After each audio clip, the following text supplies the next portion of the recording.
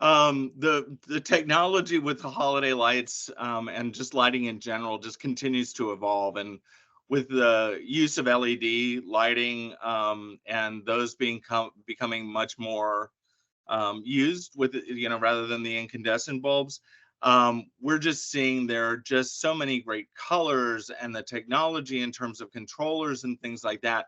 um, Different people are coming out with different things, on a regular basis, and making it so much easier um, to program them and to use them in unique ways, and to think about, the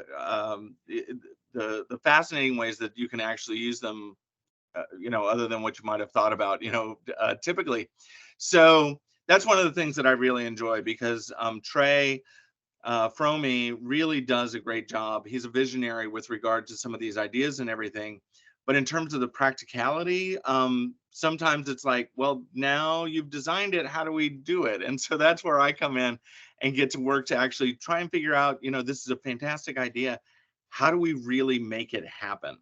And so, with each year, there's new technologies coming out. There's new ways of doing things. There are simpler and less expensive ways of actually achieving the same kinds of ideas and things like that. So the biggest challenge actually with some of our clients is actually to get them to not want to do everything that's possible with regard to lights, but actually think about how simpler can be better, and how people might actually enjoy just like some dark spaces to actually cleanse the palette as they move from one space to the next, or not having things constantly flashing, and those sorts of things. So yeah, I think some of the biggest challenges are actually like pull back sometimes from everything that's possible to really what ought we be doing, instead to be creative and get it to really evoke what we're trying to cause and happen there, and have people experience.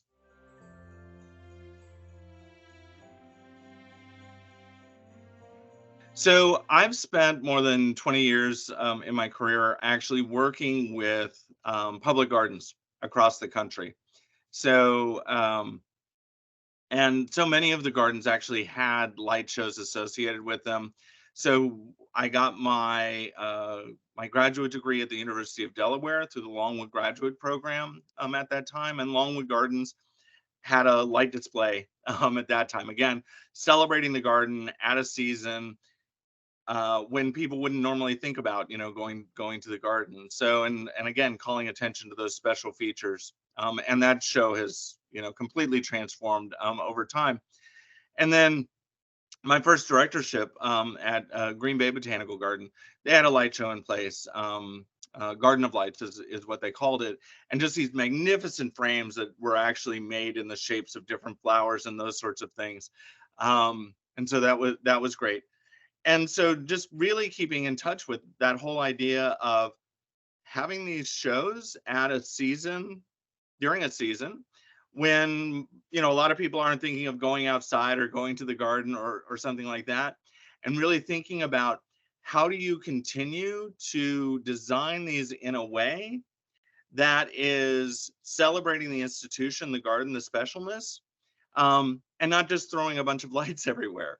So when we're master planning a garden, when you master plan a public garden or something like that, you're thinking about how do people move through it? How do you, what's the color scheme going to be in this area? What kind of feeling do we want to evoke, and things like that. So I think the way that, that we do light shows, and the way that Trey's been doing light shows over the years with 3 Fromy Design, really does that. It thinks about what are those special things about the garden. So, when we did the show at Cheekwood, and we started that up from scratch, it was really about how do we celebrate the history of the place? How do we celebrate the trees that are there? How do we, design this in a way that is choreographed and that people are drawn through, and making those special memories with their family, and those sorts of things. So, I've just had the pleasure of, both in my professional life, for more than 20 years in the public garden world, and then also in the consulting work that I do now, being able to work with institutions all across the country, and really trying to figure out what's special about that place, what makes it unique, and how can it manifest itself at a different time of year that is going to be different than what they can see anyplace else.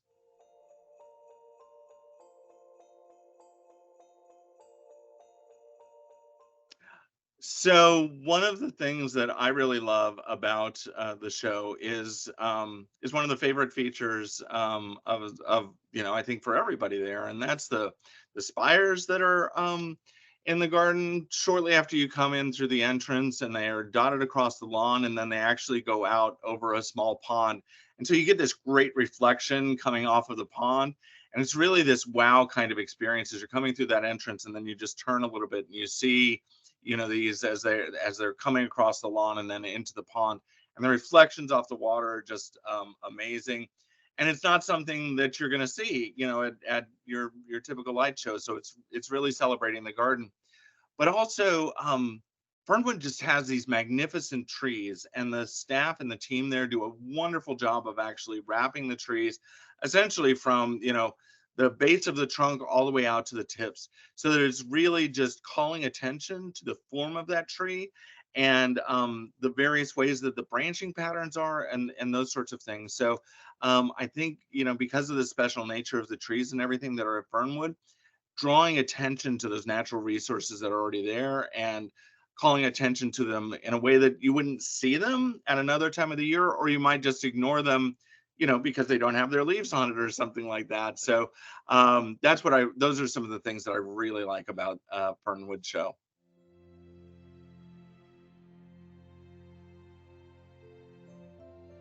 Last year, they extended the show just a little bit more in terms of going out onto the bridge so that you could see down to the well house and the water wheel and everything down there. We're actually creating essentially a covered bridge out of lights to cover that entire space.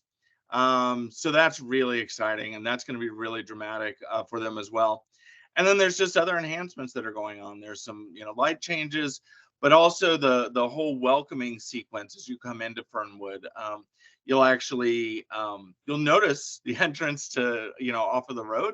You'll notice that entrance more, and then as you're driving in, it will be lit up in different colors and things like that to make it a much more welcoming experience. And understanding that your experience of the show actually starts well before you actually cross the entrance to get into the garden itself.